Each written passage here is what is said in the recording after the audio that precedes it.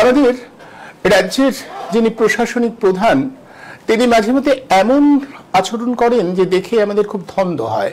আমাদের ধন্দ হয় যে প্রশাসনিক প্রধানই আমাদের রাজ্যের প্রশাসন রক্ষা করবেন বা প্রশাসনের দায় দায়িত্ব পালন করবেন, নাকি অন্য কেউ করবেন। এই বিষয়টা বারবার আমাদের কাছে একটা ধাঁধা বা দ্বন্দ্ব তৈরি করে। কেন বলছি এ কথা, ভালো করে ভেবে দেখুন। আমাদের রাজ্যে যিনি প্রধান প্রশাসকের দায়িত্বে রয়েছেন তার হাতে অনেকগুলো দপ্তর রয়েছে। তিনি মন্ত্রিসভার অন্যদের বাদ দিয়ে নিজেই অনেকগুলো মন্ত্রীর দায়িত্ব সামলাবেন বলে স্থির করেছেন। তিনি নিজেই নিয়েছেন স্বাস্থ্য বিভাগ, পুলিশ বিভাগ, এগুলো তার এখতিয়ারের মধ্যেই রয়েছে। আর বারবার আমরা কি দেখছি, স্বাস্থ্য, শিক্ষা এবং পুলিশের নানা ব্যর্থতার জন্য আমাদের নিরাপত্তা, বিশেষ করে মহিলাদের নিরাপত্তা বারবার বিঘ্নিত হচ্ছে।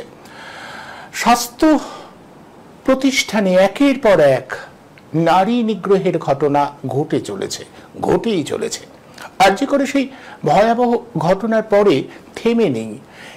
বিভিন্ন জেলার বিভিন্ন হাসপাতালে একের পর এক এই ঘটনাগুলো আমাদের চমকে দিচ্ছে। আমাদের মনে হচ্ছে যে প্রশাসন কোথাও বোধহয় ব্যর্থ হচ্ছে, প্রশাসনের কোথাও বোধহয় একটা নিদারুণ ব্যর্থতা আছে। সেই ব্যর্থতার কারণেই এগুলো ঘটে চলেছে, ক্রমাগত ঘটে চলেছে। আর আমরা আমাদের এই বিষয়টাকে আটকাবার দায়িত্ব যার হাতে দিয়েছিলাম, সেই প্রশাসনিক প্রধান, তার আচরণটা কি? তার আচরণটা অনেকটা অন্যদের মতো, যে তার বিরুদ্ধেই নাকি ষড়যন্ত্র হচ্ছে, তিনিই নাকি ষড়যন্ত্রের শিকার, তার হাতে থাকা দপ্তরগুলোতে এত অনিয়ম হচ্ছে, বেআইনি কাজকর্ম হচ্ছে, এটা নাকি তাকে বিপদে ফেলবার জন্য তার প্রতি চক্রান্ত হচ্ছে। আমাদের সহজ সরল একটা প্রশ্ন, যে তার বিরুদ্ধে হওয়া চক্রান্তের মোকাবিলা তিনি যদি করতে না পারেন, তাহলে তো বুঝতে হবে তিনি ব্যর্থ। তিনি ব্যর্থতার দায় স্বীকার করে সেই দায়িত্ব থেকে অব্যাহতি নেবেন।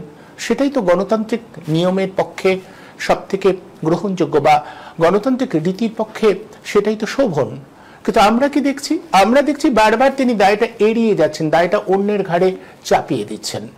আসলে বারবার আমাদের এটা মনে হচ্ছে আমাদের প্রশাসনের মাথায় যিনি বসে রয়েছেন তিনি বোধহয় এখনো নিজেকে প্রশাসক ভেবে উঠতে পারেননি। তিনি এখনো নিজেকে বিরোধী নেত্রী বলেই ভাবেন। কোনো ব্যর্থতার দায়ে জবাবদিহি করবার জন্য তাকেই যে আমরা সামনে রাখবো, তিনিই যে জবাবদিহি করবার দায় নেবেন, এটা তিনি ভুলে যাচ্ছেন। তিনি অন্যের উপরে দায় চাপিয়ে দিচ্ছেন, বারবার আমরা দেখেছি।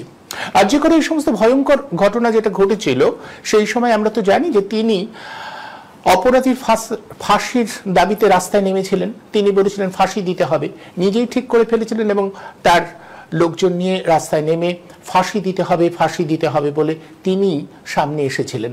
অথচ একবারও ঘুরে নিজেদের ব্যর্থতার দায়, অর্থাৎ প্রশাসনিক ব্যর্থতার দায় স্বীকার করেননি। এটা যে প্রশাসনিক ব্যর্থতার জন্যই হতে পারে তিনি মানছেন না।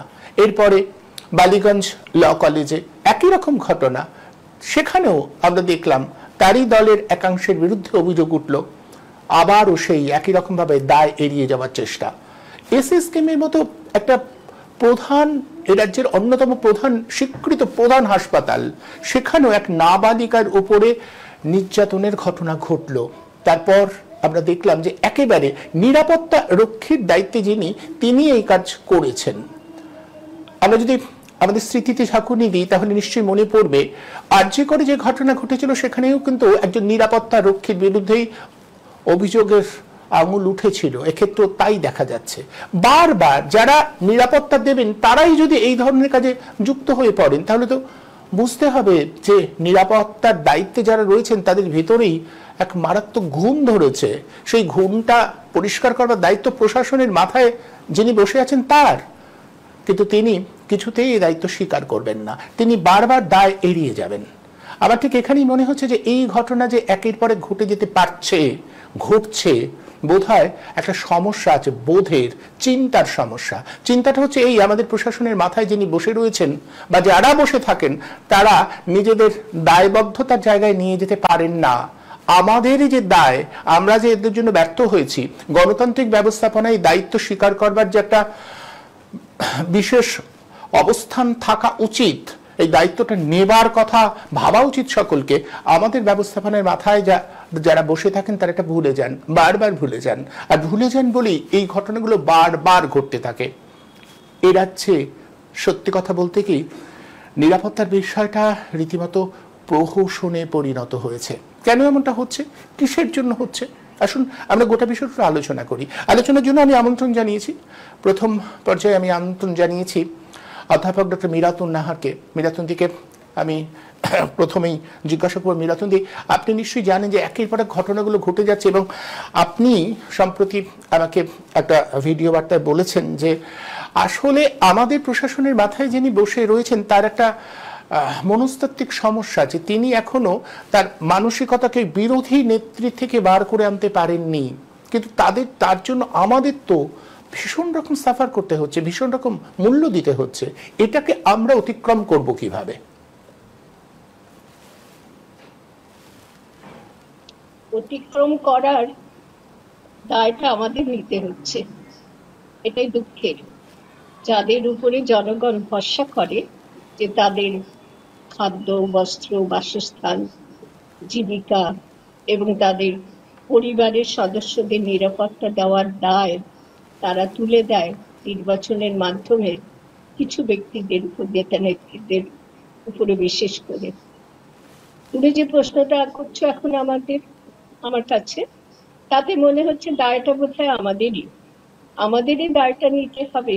কি করে দেশ রাজ্য জুড়ে যে যৌন হেনস্থার ঘটনা দিন রাত ঘটে চলেছে, বলা যায় প্রায় দিন রাত ঘটে চলেছে, নিরন্তর ঘটে চলেছে। আমরা শুনছি একে ধরা হয়েছে, তাকে ধরা হয়েছে, হেন তেন ইত্যাদি এগুলো শুনছি, এবং আমরা দেখছি কি কোনো অন্তহীন ঘটনা ঘটছে, অন্তহীন ভাবে, অন্ত নেই, শেষ নেই। আমি একটু তত্ত্বকথার মতন শিক্ষকতা করেছি, তো অধ্যাপনা করেছি, তাই তত্ত্বকথার মতো শোনাবে হলেও একটা কথা একটু বলতে বাধ্য হচ্ছি। আমাদের এইভাবে বুঝতে হবে। তুমি যে বললে যে কিভাবে আমরা এখান থেকে পরিত্রাণ পেতে পারি, হ্যাঁ, সেটা শিক্ষা দেওয়ার দিক থেকে আমার মনে হচ্ছে আমরা যখন এখানে আলোচনা করতে বসেছি, এই আলোচনার মাধ্যমে আমরা কিছু মানুষের কাছে পৌঁছতে পারবো, এবং তাদের কাছে আমরা ভাবতে বলবো, যেভাবে বিষয়টা দেখতে বলবো, তারা যদি সেভাবে দেখেন, হয়তো পরিত্রাণের পথ আমরা পেতে পারি। প্রথম আমার যে কথাটা মনে হচ্ছে, তুমি যেটা বললে সেটা হচ্ছে যৌন হেনস্থা মেয়েদের উপরে নামিয়ে আনা হচ্ছে, এবং প্রায় প্রতিদিনের খবর। আজ এখানে, কাল সেখানে, কাল ওখানে। হাসপাতালগুলোতে বিশেষ করে স্বাস্থ্যকর্মীরা যারা রয়েছে, নিযুক্ত হয়েছে, তারা বিশেষ করে এই যৌন হেনস্থা করছে, যৌন হেনস্থার শিকার বানাচ্ছে ডাক্তারদেরকেও, ডাক্তার মেয়েদেরকেও বানাচ্ছে। এবং এখানে কোনো বাছবিচার নেই কার উপরে, যে সাবালিকা নাবালিকা কোনো বাছবিচার নেই তার উপর, যে কখন কোন মেয়ের উপর যৌন হেনস্থা হবে, কোন মেয়ে যে যৌন হেনস্থার শিকার হবে, সেটা থেকে বলা খুব কঠিন হয়ে গেছে। বরং মনে হচ্ছে যেন এটা একটা নিত্য নৈমিত্তিক ব্যাপার হয়ে দাঁড়িয়েছে, সেখানটাই সংকট। আমি সেখানে একটু সকলকে ভেবে দেখতে বলবো, প্রত্যেক মানুষের জীবনে দুটো ব্যাপার আছে, যে দুটো ব্যাপার শুনতে একরকম হলেও সম্পূর্ণ আলাদা, সম্পূর্ণ। তাদের সম্পর্কটা আমাদের বুঝতে হয়। একটা হলো কাম, আর একটা হলো প্রেম। কাম আর প্রেম শুনতে একরকম লাগলেও কাম মানুষকে পশুত্ব দেয়। যদি প্রেমহীন কাম কোনো মানুষ তার উপর ভর করে, প্রবৃত্তি ভর করে, তাহলে সে পশুতে পরিণত হয়। হ্যাঁ, আমি পশু বলছি কারণ পশুদের প্রেম নেই, প্রেমহীন জীবন তাদের। আমরা যেটা বুঝি, হয়তো ভুল বুঝি, প্রেমহীন কামে তারা প্রবৃত্ত হয়, কাম শক্তিকে বা কাম প্রবৃত্তিকে তারা নিবৃত্ত করে। সেখানে কামের সঙ্গে প্রেমের যোগের কোনো প্রশ্ন ওঠে না।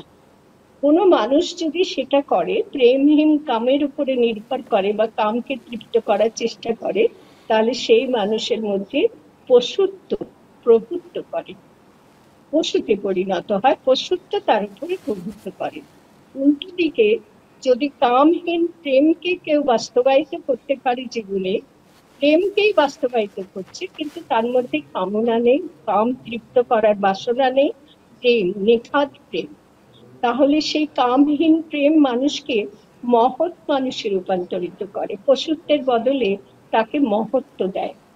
এবারে আমার শেষ কথা এটাই, আমরা এইভাবে পরিত্রাণ পেতে পারি আমরা যদি আমাদের ছেলে মেয়েদের শিক্ষা দেওয়ার সময় এই বিষয়টাকে, এটা আমি একটু পরে আসছি, কোথায় গড়বড়টা হয়ে যাচ্ছে, যার ফলে যারা এগুলোকে ব্যবহার করে তারা কিভাবে ব্যবহার করছে একটু খুব কম কথায় বলবার চেষ্টা করছি। প্রয়োজন কাম আর প্রেমের মধ্যে সম্পর্কটা সুসম্পর্ক করা, তৈরি করা। মানুষের মধ্যে দুটোই আছে।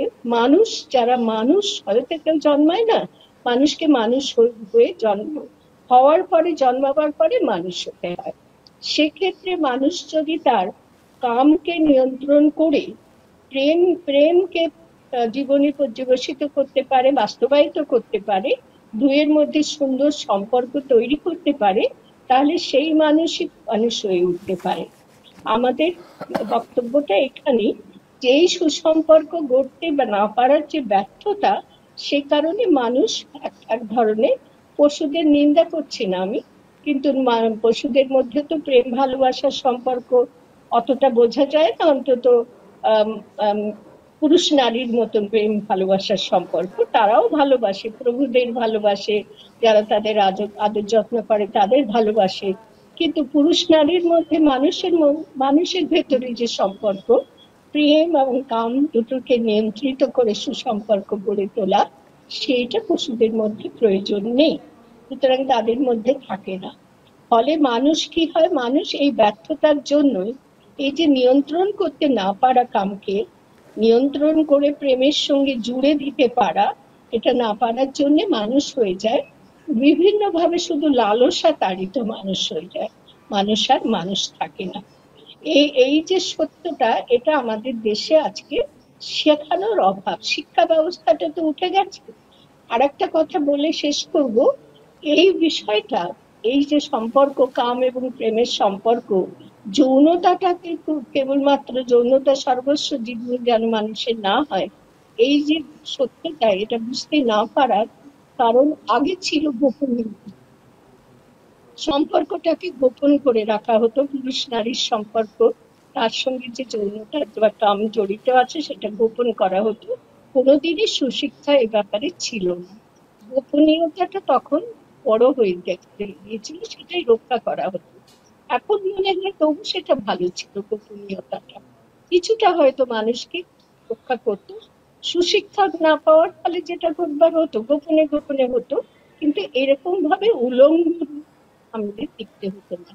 আজকে কি হয়েছে, শিক্ষার অভাবে, সুশিক্ষার অভাবে শুধু নয়, শিক্ষার অভাবে এই দুইয়ের মধ্যে সম্পর্কটা মানুষ এখন, বিশেষ করে তরুণদের মধ্যে দেখা যাচ্ছে, তরুণ বা অন্য বয়সীদের মধ্যেও খুব দেখা যায়, কিন্তু এখন দেখা যাচ্ছে তরুণরাই বেশি লিপ্ত হয়েছে এই ব্যাপারে।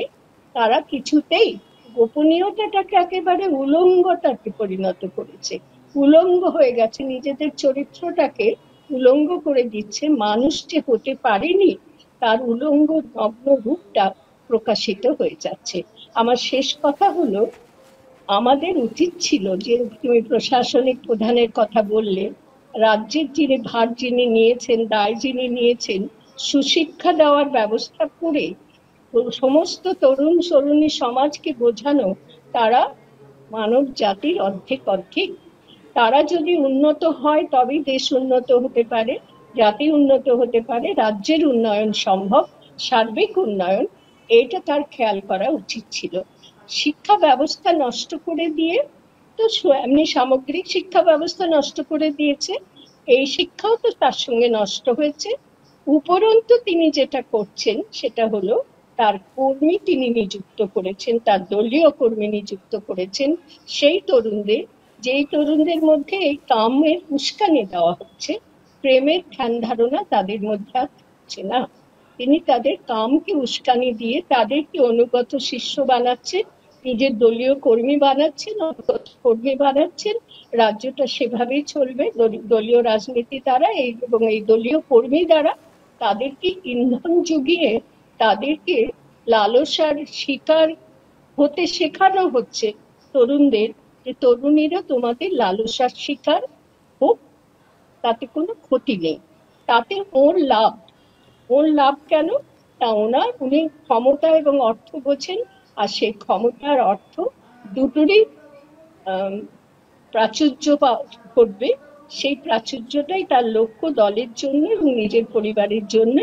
ফলে উস্কানি দেওয়া, ইন্ধন দেওয়াটাই তিনি তার লক্ষ্য বলে স্থির করে নিয়েছেন। সেগুলো থেকে মুক্ত হোক থাকুক তরুণ সমাজ, তরুণ তরুণী সমাজ, এটা তিনি তার ধ্যান ধারণাতে নেই বলে আমার বিশ্বাস। বরং তিনি উল্টোটা করছেন। ক্ষমতা রাজনীতির ক্ষমতা নির্ভর রাজনীতি বা রাজনীতির অপরাজনীতি নির্ভর হওয়ার জন্য যে ক্ষমতার অন্ধতা এবং অর্থকামিতা, সেগুলো তাকে সত্যাসত্য চিনিয়ে নিতে ভুলিয়ে দিচ্ছে। তাকে বলছি এই জন্যেই, তিনি হাল ধরলে তিনি কিন্তু এই নিরাপত্তা কর্মীরা আজকে নিরাপত্তা কেড়ে নিচ্ছে, এটা ঘটতো না। তিনি একদম বরং ওই নিরাপত্তা কর্মী যারা নিরাপত্তা কেড়ে নিচ্ছে, তিনি তাদের পশ্চাতে নিরাপত্তা দেওয়ার ভূমিকায় রয়েছে। একদম এখানে এখানে আমি ঠিক এখানেই প্রশ্নটা আপনি যেটা তুললেন মিরাতুন দিয়ে, আমি এই প্রসঙ্গটাই তুলছি যে ভালো করে আমরা যদি ভাবি তাহলে দেখব এই যে সম্প্রতি এসএসকেএমে যে যার বিরুদ্ধে অভিযোগ উঠেছে তার বিরুদ্ধে আগেও অভিযোগ ছিল, অর্থাৎ আপনি যেটা বলছেন যে নিরাপত্তা আরও আগে অভিযোগ ছিল, তার মানে তো তারপরে তাকে আর কাজ দেওয়া উচিত হয়নি, তিনি আবার কাজ পেয়েছেন। এমনকি আমরা যদি এর ইয়েটা দেখি যে বালিগঞ্জ ল কলেজে যেটা ঘটেছে, যে ছেলেটির বিরুদ্ধে মারাত্মক অভিযোগ, সেই মনোজিৎ, তার বিরুদ্ধে যে অভিযোগ তার আগে আগেও অভিযোগ ছিল, অর্থাৎ সেভাবে তাদের বাধা দেওয়া হয়নি, সেই জন্যই ঘটনাগুলো একের পর এক ঘটে যেতে পারছে। বাধা দেওয়া হয়নি, উল্টে হয়েছে, তাদের নিরাপত্তা দেওয়া হচ্ছে, তাদের সুরক্ষা দেওয়া হয়েছে, যে অনায়াসে করে যাও, অবলীলায় করে যাও, কেউ তোমাদের কোনো কিছু করবে না। আর পুলিশ প্রশাসনও তো তারই হাতে পুরো মাত্রায়। তো পুলিশ প্রশাসনের কোন ভূমিকায় আজকে? তারা কি এদেরকে করতে? একটা ব্যাপার দেখা যাচ্ছে, এরকম ধরনের ঘটনা ঘটলে বেশ একটা হই হুল্লোড় হচ্ছে, একে ধরছে ওকে ধরছে, টাকতে হচ্ছে, বলা হচ্ছে কাউকে ছাড় দেওয়া হবে না। এই নাটকের কি প্রয়োজন আছে? তো এই নাটকটাই চলছে। উচিত হচ্ছে যে এদেরকে যেন কিছুতেই কোনোভাবেই এরকম শিক্ষা দেওয়াটা খুব জরুরি। প্রশিক্ষণ কেন দেওয়া হচ্ছে না? দলীয় কর্মী বানাচ্ছেন অথচ প্রশিক্ষণ দিচ্ছে না, কোন রকম প্রশিক্ষণ তাদের নেই। উল্টে বরং বলা হচ্ছে যে তোমরা নিরাপদে এই সমস্ত কাজ করে যাও, মেয়েদের উপর অত্যাচার চালিয়ে যাও, আমি আছি পশ্চাতে, আমরা আছি পশ্চাতে, আমিই বলবো, কারণ তারই হাতে সব ক্ষমতা। বেশ, আমি আনিসুর রহমান আমাদের সাথে সংযুক্ত হচ্ছেন, আইনজীবী আনিসুর রহমান। আনিসুর বাবুকেও আমি আজকের অনুষ্ঠানে স্বাগত জানাচ্ছি। আনিসুর বাবু, আপনাকে একই প্রশ্ন, যে আমাদের রাজ্যে একের পর এক এই যে মহিলাদের উপরে নির্যাতনের ঘটনা, কোথাও আমি মিরাতুনদিকেও যেটা জিজ্ঞাসা করেছিলাম, আপনাকেও জিজ্ঞাসা, এরপরে আমি আর একটা পর্যায়ে মানে অন্য একটা বিষয় নিয়ে আলোচনা করব। আপনাকে আমি জিজ্ঞাসা যে আসলে আমাদের প্রশাসনিক প্রধান কি কোথাও সেই বিরোধী দলনেত্রী থেকে গেছেন? তিনি কি আসলে প্রশাসনের মাথা হয়ে উঠতে পারেননি? তার জন্য তিনি বারবার ঘুরিয়ে দেন, তিনিই বলেন ফাঁসি চাই বলে রাস্তায় নেমে যান, তিনিই বলেন আমার বিরুদ্ধে ষড়যন্ত্র হচ্ছে। ফলে যিনি দায়িত্বে, যিনি রক্ষা করবেন, তিনিই বলছেন যে আমার বিরুদ্ধে ষড়যন্ত্র হচ্ছে, আমার দপ্তরগুলোতে এই ধরনের ঘটনা ঘটছে। আসলে এই ধরনের ঘটনা ঘটলে এটা যে তার ব্যর্থতাকে চিহ্নিত করে বা তার ব্যর্থতার ইঙ্গিত এগুলো, তিনি তো সেটাকে মানছেন না। ফলে আমাদের মনে হয় মানসিকতায় তার বোধহয় ওই জবাব চাই জবাব দাও বলে বিরোধী হিসেবে যে ভূমিকাটা তিনি পালন করতেন, এখন চেয়ারে বসে তিনি সেই ভূমিকাটাই থেকে গেছেন, তিনি আসলে পাল্টাননি এবং অন্যের ঘাড়ে দোষটা। মিরাতুন্দি চমৎকার ওই যে মনস্তাত্ত্বিকতা যে উনি আসলে সেই মানসিকতা থেকে বেরোতে পারেননি, যে মানসিকতা ওনাকে বিরোধী দলনেত্রীর জায়গাতেই আটকে রেখেছেন। উনি যে এখন প্রশাসনের দায়িত্বে, ওনারই যে এটা ব্যর্থতার ইঙ্গিত, সেটা উনি আর ইচ্ছা করে, এটাও একটা কৌশল, একটা ঢাল যে উনি ভুলিয়ে দিচ্ছেন।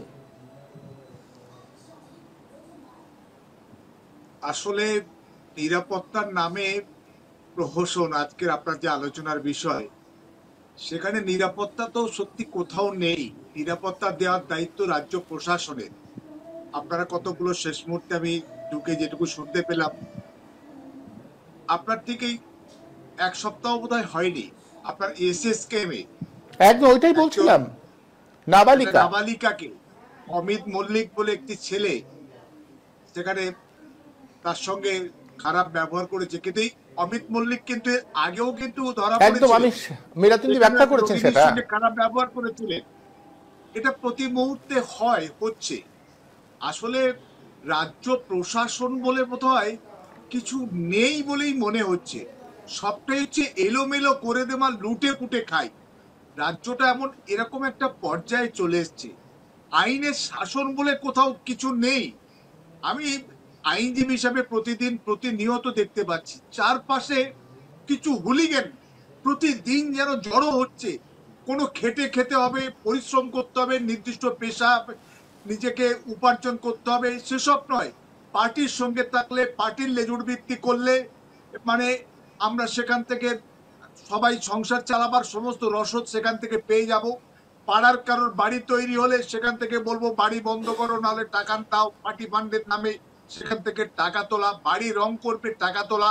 আপনি দোকানের শাটারে রং করবেন, তার জন্য পয়সা তুলতে হবে।